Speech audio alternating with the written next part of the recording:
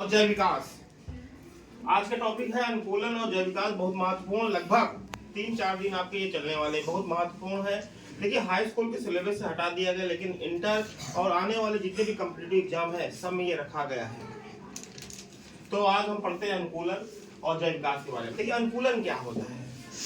प्रत्येक जीवों में अनुकूलन की क्षमता होती है, एडाप्टेशन की। जैसे हम पहाड़ में जाएंगे तो हमारा शरीर वहां के अनुसार क्या हो जाएगा, एडाप्ट हो जाएगा, अनुकूलित हो जाएगा। यदि हम अनुकूलित नहीं हुए तो बीमार पड़ जाएंगे और मर जाएंगे। जो जीव वातावरण के अनुसार अनुकूलित नहीं होता है वो मर जाता है। तो ये प्रत्येक जीवों में एक क्षमता होती है अनुकूलन की, ताकि वो जो इन्वायरमेंट है उसके अकॉर्डिंग वो अनुकूलित हो जाए। तो लिखा हुआ है, जीवों में अपने आप को वातावरण के अनुसार, जैसा वातावरण हो, ढालने की क्षमता होती है। इसी को बोलते हैं एडाप्टेशन। कहता है ना, जैसा देश वैसा भेष, सब में गुण होता है। आप जैसे जहां जाते हो देखते हो ये यहाँ ऐसा है, जो उसी अनुरूप ढल जाते हैं। ये सभी जीवों में क्षमता होती है, अनुकूलन एडाप्टेशन बोलते हैं। जय विकास क्या है? ऑर्गेनिक इवोल्यूशन बोलते हैं, ऑर्गेनिक इवोल्यूशन बोलते हैं। जय विकास क्या है? जय मतलब जीव, विकास मतलब उसका विकास, जीवन में विकास। देखिए, जय विकास लगातार हो रहा है। जय विकास जैसे आज आप जीव जातियों को देखते हो, बड़े बड़े सुंदर और डेवलपमेंट। जैसे हम अपने आप को देख ले, मानव को बहुत डेवलप्ड आज का मानव है, लेकिन अब पीछे जाओ तो मानव इतना डेवलप नहीं जाता। पहले आदि मानव कहाँ रहते थे? जंगलों में रहते थे। क्या हमारी तरह से? क्या नहीं, मतलब उसमें विकास हुआ है, क्योंकि विकास जीवन में हुआ है, उस आदमी में हुआ, उसमें जान है, इसलिए बोलते जय विकास। इसको हम ऐसे समझ सकते हैं, जैसे कार को ले लो। जो पुराने जमाने की आपने फिल्म देखा होगा, सीरियल देखा होगा, उसमें पुराने जमाने की जो कार होती थी, है कि नहीं? अब उस कार को देखो और आज की कार देखो, कितना डिफरेंस है कि नहीं? तो जय विकास जीवों में भी विकास इतना होता है। तो सरल जीवों से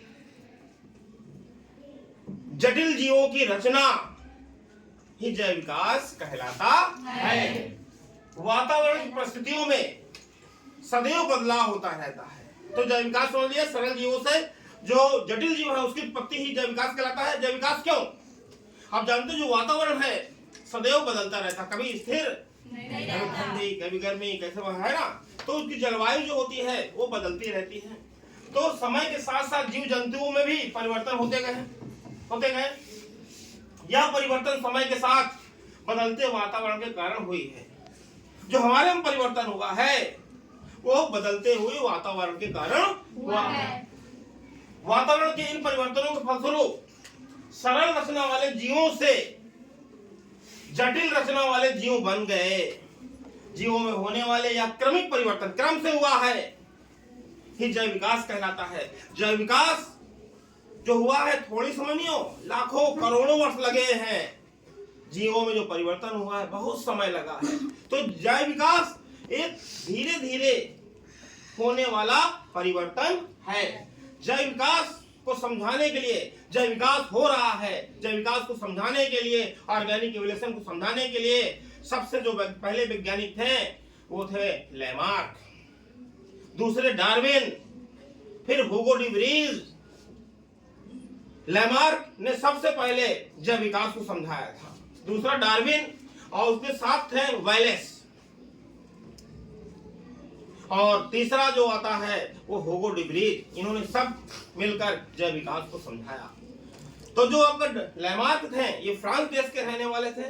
इन्होंने एक पुस्तक लिखी थी, फिलॉसफी जियोलॉजी लिखी थी। जय विकास के संबंध में इन्होंने एक अपना मत दिया था, जिसे लेमार्कवाद के नाम से जानते हैं। लेमार्कवाद 4 तथ्यों पर आधारित है। कितने तथ्यों पर? 4। सबसे पहले उन्होंने बताया कि जीवों पर वातावरण का सीधा प्रभाव पड़ता है नहीं? भाई कोई भी जीव हो, वातावरण का सीधा प्रभाव पड़ता है। दूसरा है, जीवों में बड़े होने की क्या होती है? प्रवृत्ति। कोई भी जीव हो, छोटा जन्म लेता है, बड़े होने की क्या है? प्रवृत्ति है। तीसरा है, अंगों के उपयोग और अनुपयोग का प्रभाव। जाहिर सी बात है, अंगों का उपयोग भी करते हैं और अनुपयोग करते हैं। जिस अंग का उपयोग ज्यादा करेंगे वो विकसित हो जाएगा, जिस अंग का प्रयोग नहीं करेंगे वो विलुप्त हो जाएगा। जैसे पहले सांप में पाद मतलब पैर हुआ करते थे, सांप में पैर हुआ करते थे, इसके अवशेष मिले हैं और वैज्ञानिकों ने बताया पहले सर्पों में पैर हुआ करते थे, लेकिन उनको बिल में घुसने के लिए ये जो पैर होती थी रुकावट डालता था, दिक्कत करता था, कठिनाई करता था। तो सांपों ने क्या किया, पैरों का उपयोग छोड़ दिया, पैरों का उपयोग कर दिया, छोड़ दिया।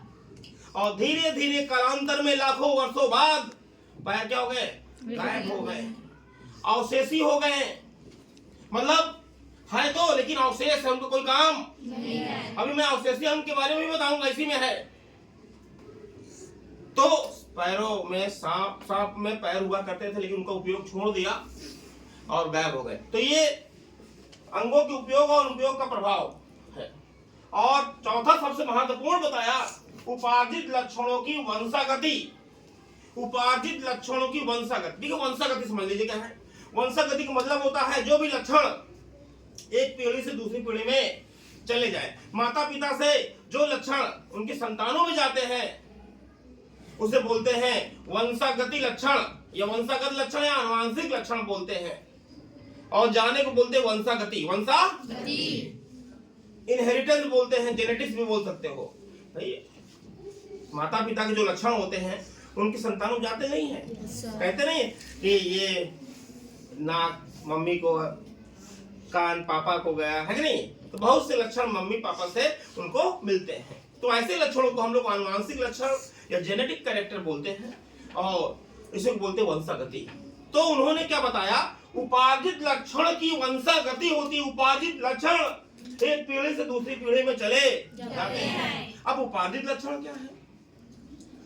लैमार्कवाद सबसे पहला सिद्धांत था जैव विकास को समझाने के लिए, लेकिन ये गलत हो गया। एक क्या हो गया, काफी समय तक चला, लेकिन फिर बाद में गलत हो गया। गलत होने का कारण ये था, ये लक्षण और सब सही थे ये तीनों, लेकिन ये गलत हो गया। उपार्जित लक्षण क्या है? कह रहा कि शरीर में होने वाला कोई भी परिवर्तन, कट गया, टूट गया, कुछ भी हो गया, जितना भी परिवर्तन शरीर में होगा वो सब उपार्जित लक्षण होगा, एक्वायर्ड कैरेक्टर। इसीलिए हम लोग लैमार्कवाद को उपार्जित लक्षणों की वंशागति का सिद्धांत भी कहते हैं। लैमार्कवाद को उपार्जित लक्षण समझ गया, ये नाक कट गई, ये भी क्या हो गया, उपार्जित। इन्होंने कहा शरीर में जो भी परिवर्तन होगा वो उनकी संतानों में पहुंच जाएगा। क्या ऐसा होता है क्या? नहीं होता ऐसा। सब लक्षण वंशागत। मान लिया किसी के पिता की नाक कटी है तो नाक कटा पैदा बच्चा होता है क्या? क्या पहलवान का बच्चा सदैव पहलवान होगा क्या? नहीं, कोई जरूरी नहीं। बस यही धोखा खा गए लैमार्क। बाद में इनकी आलोचना बीजमान ने सबसे ज्यादा की। बीजमान ने कहा कि सभी लक्षण वंशागत नहीं होते हैं, केवल वही लक्षण वंशागत होते हैं जो उनके जनन कोशिकाओं में हुए हैं। आपके शरीर में दो प्रकार की कोशिकाएं होती है, एक कायिक कोशिका होती है, कायिक कोशिका, ये सब कायिक कोशिका है, और दूसरा है जनन कोशिका। जनन होते जनन होते हैं नहीं, जनन अंगों में जो कोशिका होती है उसे बोलते हैं जनन कोशिका। उस जनन कोशिका में जो परिवर्तन होते हैं वो वंशागत होते हैं। सभी कोशिकाओं में होने वाला परिवर्तन वंशागत नहीं होता है। बाद में ये और थोड़ा सा बदलने के बाद नया आया कि शरीर में जो जीन्स होते हैं, गुणसूत्र होते हैं, नाम सुना होगा, डीएनए, जीन्स, गुणसूत्र, इसमें होने वाला परिवर्तन वंशागत होता है। आगे मैं इसको विस्तार से बताऊंगा। तो इसका मतलब समझ लिए सभी लक्षण वंशागत नहीं है। कोई दिक्कत? इसका विरोध सबसे पहले जाके किसने किया? बीजमान ने। लैमार्क ने कौन सी पुस्तक लिखी थी? Philosophy zoology. उपार्जित लक्षण क्या है? जीवों के शरीर में होने वाला कोई भी परिवर्तन उपार्जित लक्षण कहलाता है। लैमार्क ने बताया उपार्जित लक्षण वंशागत होते हैं। उसके बाद डार्विन आए। क्या है? डार्विन आए। हाँ, जो बीजमान थे, बीजमान ने एक सिद्धांत दिया था जनन द्रव्य की, जो जनन द्रव्य है कि निरंतरता का सिद्धांत किसने दिया था?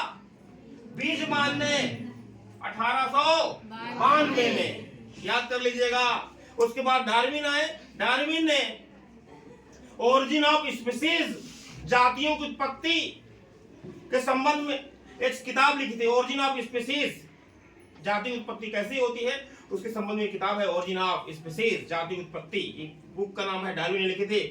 इनका मेन फोकस था प्राकृतिक चयन, नेचुरल सिलेक्शन। नेचर सेलेक्ट करती है जीवों को कि कौन नेचर यहाँ रहेगा, ऐसे बोलते हैं प्राकृतिक चयन, नेचुरल सिलेक्शन। प्राकृतिक चयन का सिद्धांत किसने दिया था? डार्विन ने। डार्विन प्राकृतिक वैज्ञानिक थे। इन्होंने 5 वर्षों तक द्वीपों और महाद्वीपों का अध्ययन किया था। वहां गए, घूमे। एक जहाज थी, ये इंग्लैंड इनका देश था, ये जन्म हुए थे सूरजबरी, इंग्लैंड में इनका जन्म हुआ था। और ब्रिटेन का एक जहाज था, सर्वेक्षण जहाज जिसे बोलते बीगल। बीगल जहाज पर 5 वर्षों तक इन्होंने घूमे और द्वीपों महाद्वीपों का अध्ययन किया, वहां से जीव इकट्ठे किए और नेचुरल सिलेक्शन, प्राकृतिक चयन के बारे में बताया कि नेचर सेलेक्ट करती है, जीवन संघर्ष होता है और जो इस जीवन संघर्ष में जीत जाता है वही यहाँ पर रहता है और शेष सारे नष्ट हो जाते हैं। तो डार्विन ओरिजिन ऑफ स्पीसीज नामक बुक किसने लिखी थी? डार्विन ने लिखी थी। डार्विन ने किस जहाज पर प्राकृतिक वैज्ञानिक के रूप में काम किया था? बीगल नामक सर्वेक्षण जहाज था ये। कोई दिक्कत? कल मैं आपको डार्विन के बारे में और कुछ बताऊंगा। कोई दिक्कत? जरूर देखिएगा इस वीडियो कई बार।